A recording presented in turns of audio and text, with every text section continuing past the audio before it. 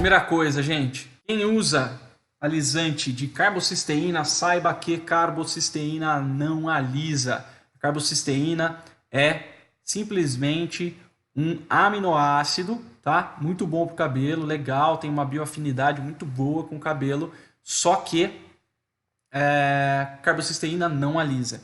Então, se a sua escova, se a sua progressiva é de carbocisteína, saiba que este não é o ativo alisante. Você precisa procurar qual é o ativo alisante do seu produto para você saber exatamente o que é que você está usando, tá? Mas, olha só, a imensa maioria das progressivas, tá? Eu falo progressiva mesmo, utilizam algum tipo de aldeído como ativo alisante, tá? Lembrando que o formol é um aldeído e nós vamos ver também alguns outros aldeídos aqui. E, em geral, as progressivas são muito parecidas em nível de agressão e alisamento. Então, qual que é melhor, Felipe? Qual que é melhor? Olha só, você precisa de um produto bem equilibrado quimicamente e você precisa ter uma marca confiável. Mas, basicamente, é a mesma coisa que você pegar, por exemplo, um alisamento de tioglicolato de amônia. Todas as marcas, o princípio é o mesmo.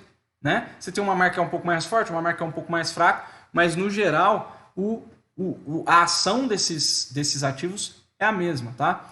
Então, em geral, as progressivas elas são muito parecidas mesmo, tá? Enfim, tanto em nível de agressão quanto em nível de alisamento. Então, recado que eu quero deixar para vocês, gente, carbocisteína é aminoácido e não alisa. O que alisa é outro componente aí, e aí eu vou perguntar para o Dr. Henrico como é que a progressiva funciona, para ele explicar para vocês aqui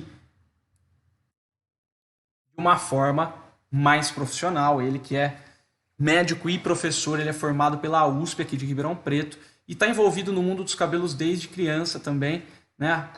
É de família de cabeleireiros, então inevitavelmente ele tem contato com esse mundo, teve contato com esse mundo.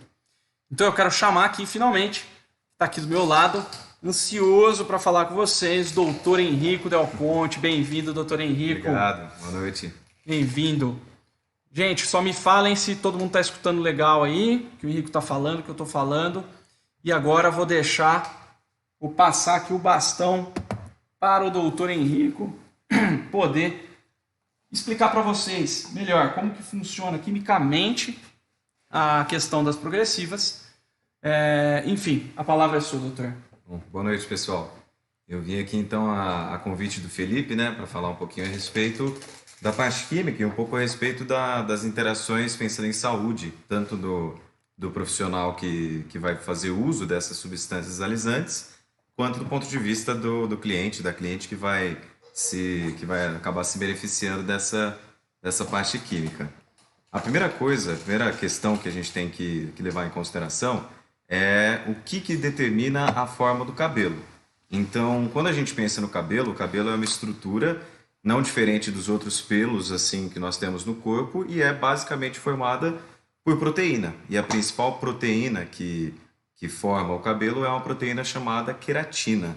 A queratina, ela é, assim como todas as outras proteínas, uma estrutura formada por uma grande quantidade de átomos muito pequenos e a maneira como essa queratina se organiza é o que determina a forma do cabelo. Então, quando a gente pensa a respeito de cabelo, a gente pode ter um cabelo um pouco mais liso, aliás, um cabelo totalmente puxado para o liso, um cabelo mais puxado para o ondulado, de vez em quando um cabelo bem mais cacheado, e o que determina a forma do cabelo é essa questão microscópica, essa questão molecular. Então, eu trouxe aqui algumas coisas para explicar um pouquinho a respeito de o que determina a forma do cabelo para poder explicar como é que funciona a questão do alisamento.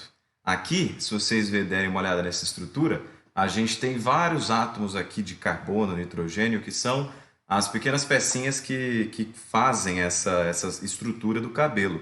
Aqui uma visão mais assim com bolinhas mostrando cada átomo. Essa é a estrutura da queratina. Tem que entender que um fio não é simplesmente formado por esse conjunto. Na verdade, um fio ele é formado por milhares e milhares e milhares de estruturas como essa que você está vendo aqui, todas ligadas. E elas são ligadas basicamente por meio dessas ligações que vocês conseguem ver aqui. As duas principais ligações que a gente tem quando a gente pensa nessas moléculas de queratina são as ligações entre cargas, as interações entre íons, positivo e negativo, e as ligações formadas por átomos de enxofre, são o que a gente chama de ligações de sulfeto. E o que acontece é que você imagina, quando a gente tem fios de cabelo que tem a sua queratina ligada por mais ligações, a gente acaba fazendo com que essas estruturas vão se aproximando e, de certa forma, isso vai dando a forma mais cacheada. Então, quanto mais interações desse tipo você tem, mais cacheado vai ser. E quanto menos ligações você tem, então mais liso esse cabelo vai acabar sendo. Então, como é que esses agentes alisantes eles acabam funcionando?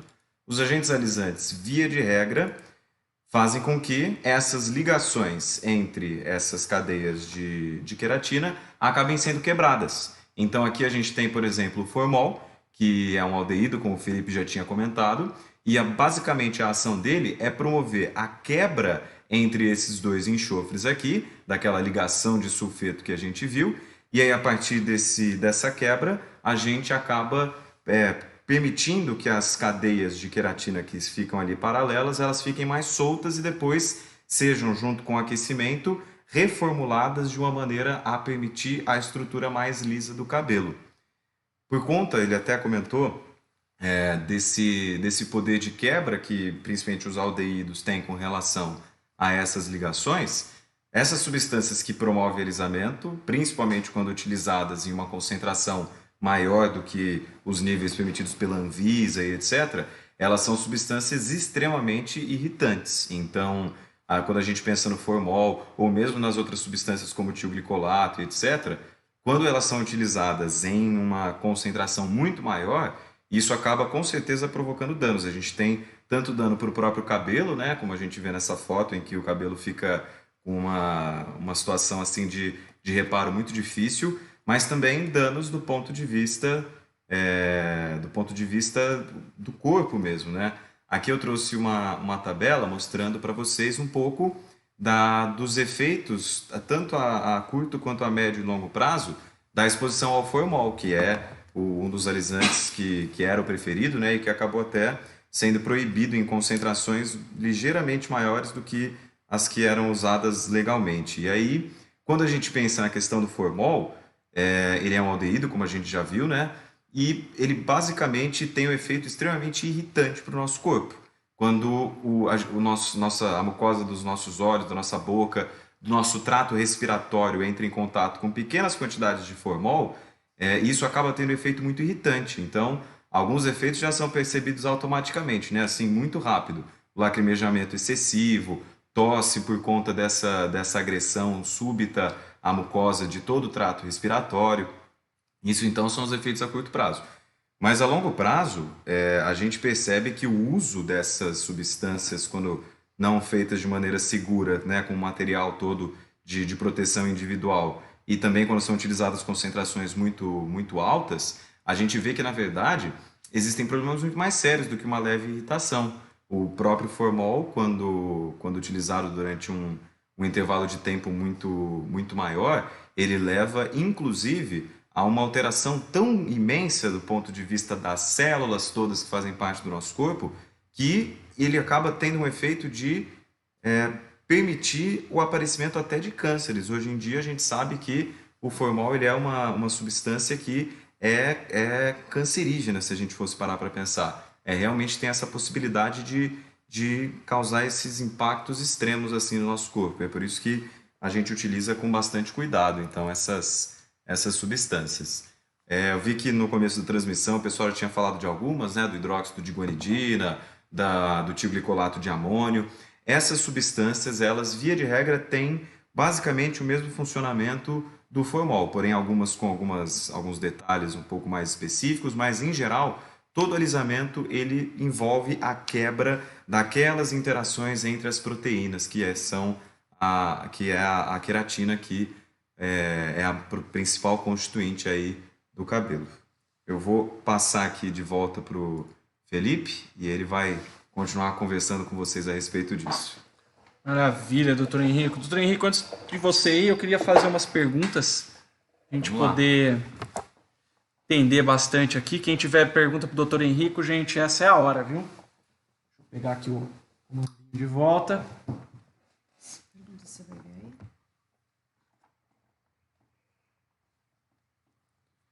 aí. Vai trocar, Bia? Pode ficar.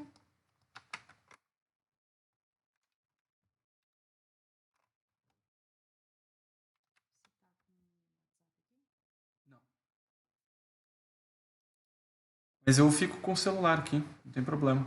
Bom, vamos lá, deixa eu... Pode falar, tá aí no seu celular. Olha só, doutor Henrico. Você falou sobre o formol, né? A gente pode dizer que o ácido carboxílico, por ser um aldeído, também... Eu estou perguntando isso porque a maioria... Perdão, gente. A maioria do pessoal falou que usa o ácido carboxílico, o ácido glioxílico, perdão. Podemos dizer que a ação do ácido glioxílico é bem parecida com a ação do formol, apesar de ser menos tóxico e irritante? Sim, o ácido glioxílico é porque, infelizmente, a gente acabou não colocando uma foto da estrutura. Mas o ácido glioxílico, ele na verdade, a estrutura química dele é muito parecida com a estrutura do próprio formol. Ele tem um pedaço da molécula que é o aldeído, que efetivamente é responsável pela quebra, né?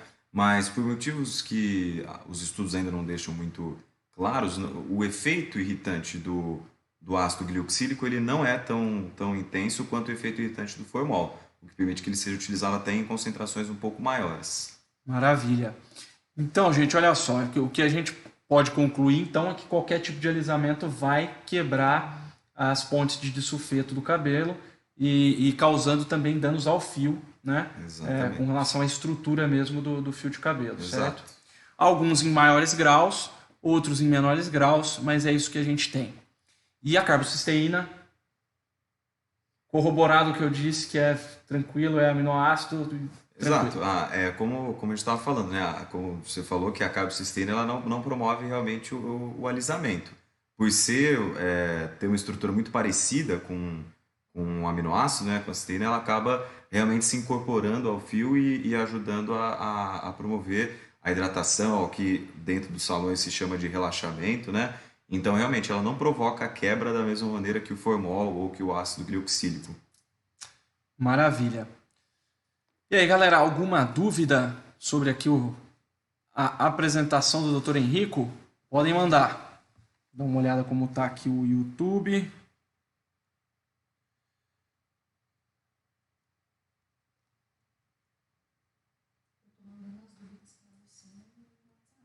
Ah, você está mandando? Vamos lá, vamos lá.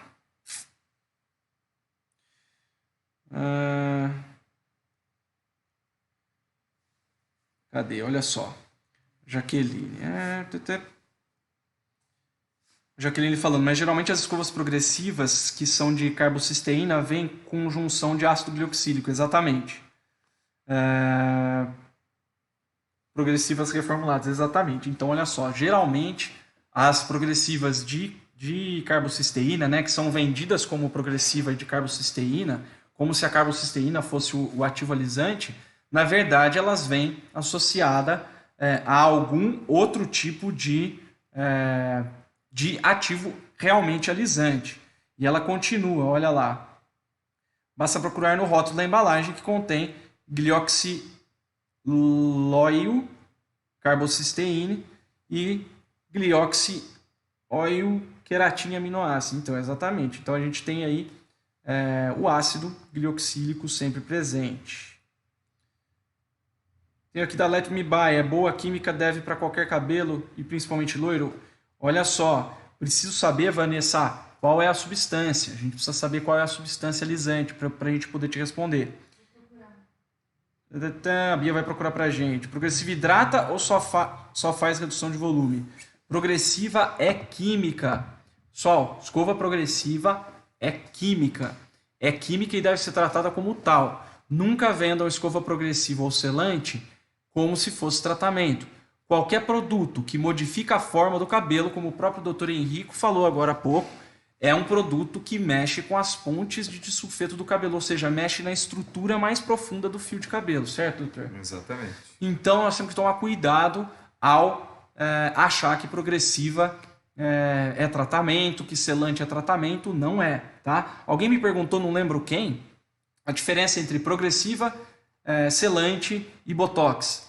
Geralmente nenhuma, tá? A única diferença que tem entre esses 3 serviços é a concentração do ativo alisante e as outras substâncias que estão ali junto com o ativo alisante.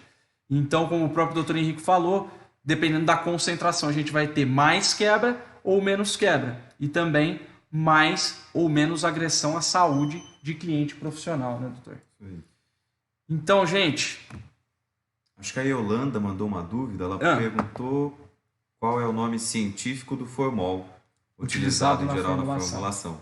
O formol, ele é um aldeído, ele é o menor aldeído que existe, chamado metanal. A estrutura dele está até nesse slide que está aparecendo aí, ali circulado por um círculo azul. Esse aqui. Exatamente, esse é o metanal, é esse que é o formol, o formaldeído. Essa é a estrutura química original dele. Então ele pode vir como, no verso da embalagem, ele pode vir como metanal ou pode vir como formaldeído também. Formaldeído também. Respondido, Yolanda? Metanal. Olha lá, a Paty chegando agora. Bem-vinda, Paty. Olha só, as progressivas que trabalham contêm formaldeído. Então, é o formol que o Dr. Henrique estava falando agora, Júnior. Eu não uso alisamento, seja tioglicolato ou hidróxidos. Maravilha. Uma outra curiosidade que vocês precisam saber é o seguinte. Hidróxido de sódio e guanidina, gente, não são substâncias compatíveis com descolorante. É colocar o descolorante e o cabelo cair, tá? São substâncias que agem de uma maneira um pouquinho diferente e mudam. Eles invertem as ligações de sulfeto, o cabelo muda completamente e aí quando se vier tioglicolato é partir na certa, tá bom? Então cuidado com hidróxido de sódio e muito cuidado com... Cuidado não façam. Se o cabelo tiver alisamento com hidróxido de sódio ou guanidina, não façam descoloração e tomem muito cuidado para fazer coloração. Se tiver tioglicolato de amônio ou qualquer um dos aldeídos aqui que a gente citou, ou qualquer outra substância que seja um aldeído, dá para fazer, mas com muito cuidado. Certo? Doutor Henrique, alguma complementação? Acho que exploramos bem essa parte sim. Química, né? E de saúde também. Acho que sim. Doutor Henrique, gostaria de agradecer imensamente a sua presença aqui e gostaria já de convidá-lo para uma próxima vez que a gente for falar de coisas mais químicas e mais da saúde completa do ser humano. Gostaria que você estivesse de volta aqui com a gente. Maravilha. Sempre que vocês me chamarem, então. Obrigado. Maravilha. Viu? Muito obrigado, viu, doutor Henrique? Obrigado.